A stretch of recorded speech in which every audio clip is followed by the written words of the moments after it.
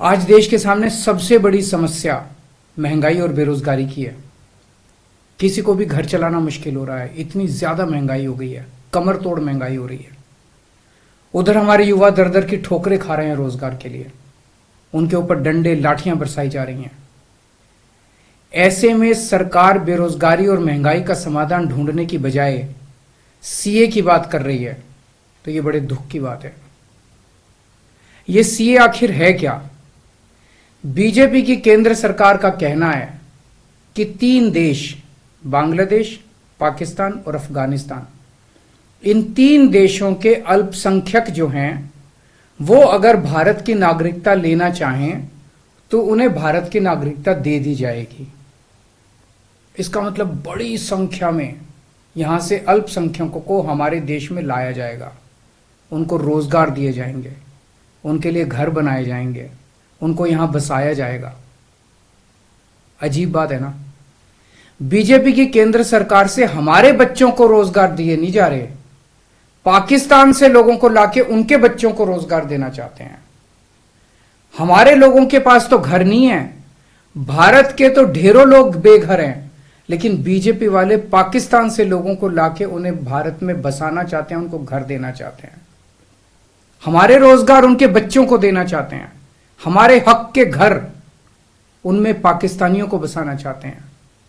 भारत सरकार का जो सरकारी पैसा हमारे परिवार और देश के विकास पे खर्च होना चाहिए, वो पैसा पाकिस्तानियों को भारत में बसाने पे खर्च किया जाएगा। इन 3 देशों में लगभग 2.5 से 3 करोड़ अल्पसंख्यक हैं। ये तीनों बहुत गरीब देश हैं। जैसे ही भारत के दरवाजे खुलेंगे, इन 3 देशों से भारी भीड़ हमारे भारत में आ जाएगी। अगर इन 2.5-3 करोड़ में से 1.5 करोड़ लोग भी भारत आ गए तो कौन देगा इनको रोजगार? कहां बसाओगे इनको? बीजेपी वाले अपने घर में बसाएंगे क्या इनको? इनके अपने घर में रखेंगे क्या इनको? बीजेपी वाले देंगे क्या इनको रोजगार? कौन देगा इनको रोजगार? तो प्रश्न उठता है कि बीजेपी ऐसा क्यों कर रही है। कई लोगों से मैंने बात की, कुछ लोगों का कहना है कि यह पूरा का पूरा खेल वोट बैंक बनाने की गंदी राजनीति है।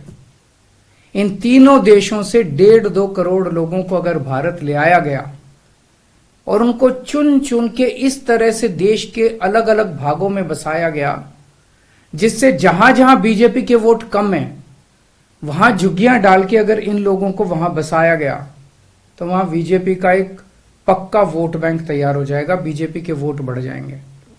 और आने वाले इस चुनाव में तो नहीं, आने वाले भविष्य के चुनाव में बीजेपी को इससे बहुत बड़ा चुनावी फायदा मिल सकता है, ऐसा कुछ लोगों का कहना है।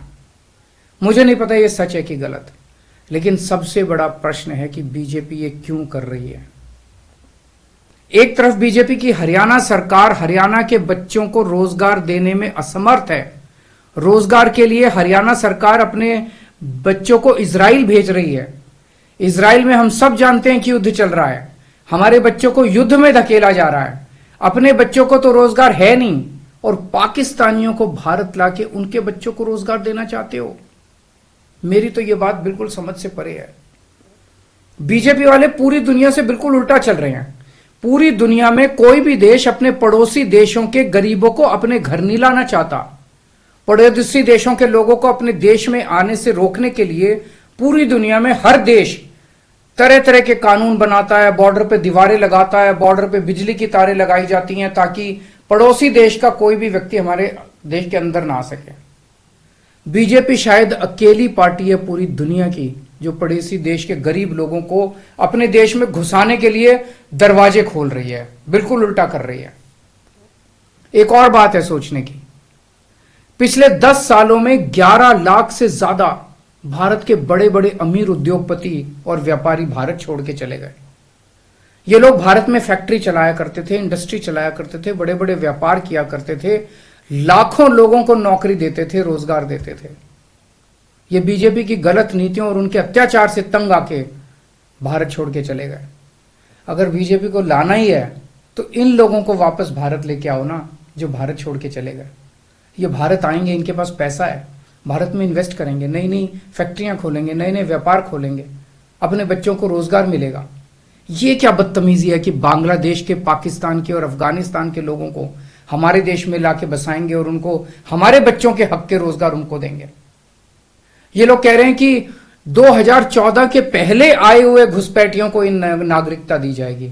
ऐसा नहीं है, ये तो शुरुआत है। एक बार ये सिलसिला चालू हो गया, एक बार दरवाजे खुल गए तो फिर बहुत बड़ी संख्या में पाकिस्तानी और बांग्लादेश से लोग भारत में आने लगेंगे। आज बीजेपी कह रही है 2014 के पहले आए हुए लोगों को ही नागरिकता दी जाएगी। देख लेना, अगले चुनाव में ये बीजेपी वाले इस तारीख को बढ़ा के 2024 कर देंगे कि 2024 के आए हुए पहले वाले लोगों को दी जाएगी, और फिर इसे और आगे बढ़ा देंगे। मोटी मोटी बात यह है कि पाकिस्तानियों और बांग्लादेशियों के लिए भारी संख्या में भारत आने के लिए बीजेपी सरकार ने दरवाजे खोल दिए। ये देश के लिए बेहद खतरनाक है, और इसका सबसे ज्यादा खामियाजा उत्तर पूर्व, नॉर्थ ईस्टर्न स्टेट्स भुगत रहे हैं, खासकर आसाम। आसाम के लोगों की भाषा और संस्कृति खतरे में पड़ चुकी है, क्योंकि वहां पे बांग्लादेश से इतनी बड़ी संख्या के ऊपर इलीगल माइग्रेशन हुआ है। अब बीजेपी कह रही है कि इलीगल माइग्रेंट जो आए हैं उनको हम नागरिकता देंगे, उनको हम बसाएंगे, आसाम में बसाएंगे। आसाम के लोग बहुत नाराज हैं। एक तरह से देखा जाए तो हेमंत बिश्व शर्मा जो बीजेपी के मुख्यमंत्री हैं, उन्होंने धोखा दिया अपने लोगों को। अपने असम के लोगों की खातिर उन्हें सीए का विरोध करना चाहिए था। उन्हें कहना चाहिए था कि असम के लोगों की संस्कृति और भाषा दोनों खतरे में है, यह बिल्कुल बर्दाश्त नहीं किया जाएगा।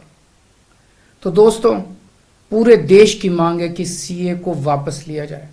हम किसी हालत में अपने बच्चों की नौकरियां, अपने बच्चों के रोजगार दूसरे देश के लोगों को किसी हालत में नहीं देंगे। श्रेष्ठ उत्तराखंड पर खबरों से जुड़े रहने के लिए चैनल को सब्सक्राइब करें, बेल आइकन दबाएं और देखते रहें श्रेष्ठ उत्तराखंड।